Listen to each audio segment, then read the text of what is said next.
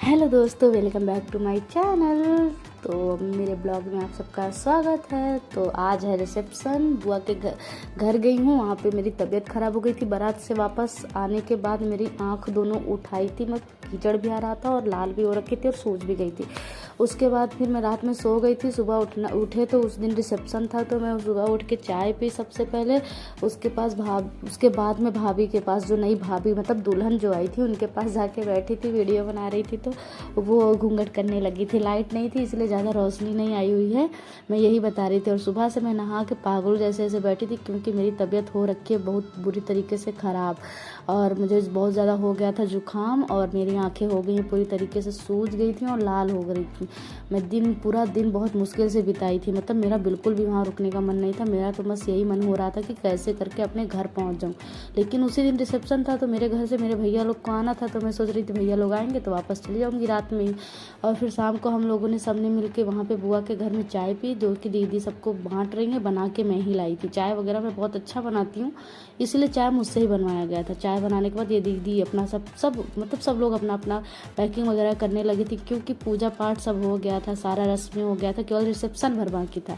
तो उस दिन ये चौकी जो छुड़ाया जाता है हम लोग की तरफ, तो हम लोग चौकी छुड़ाने भी गए थे। मतलब मंडप मतलब निकल जाता है तो चौकी छुड़ाने जाते हैं, तो वो रस्म करने के लिए हम लोग वहाँ गए हुए थे। मैं भी गई थी साथ में वीडियो बनाने के लिए।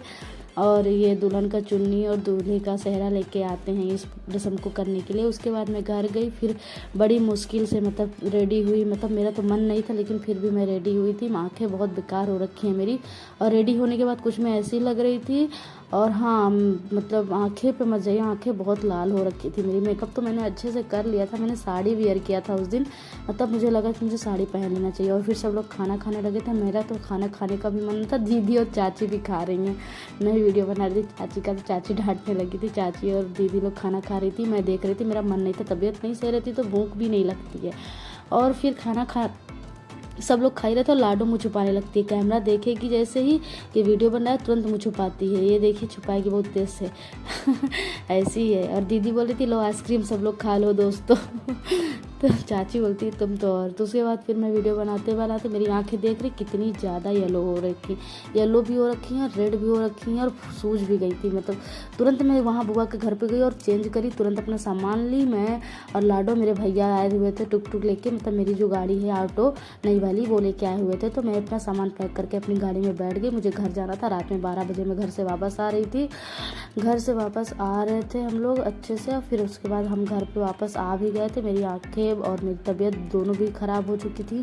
और फिर सुबह में नहाने के बाद कुछ ऐसी दिख रही थी। चलो मिलते हैं नेक्स्ट व्लॉग में। बाय बाय दोस्तों, ख्याल रखिए।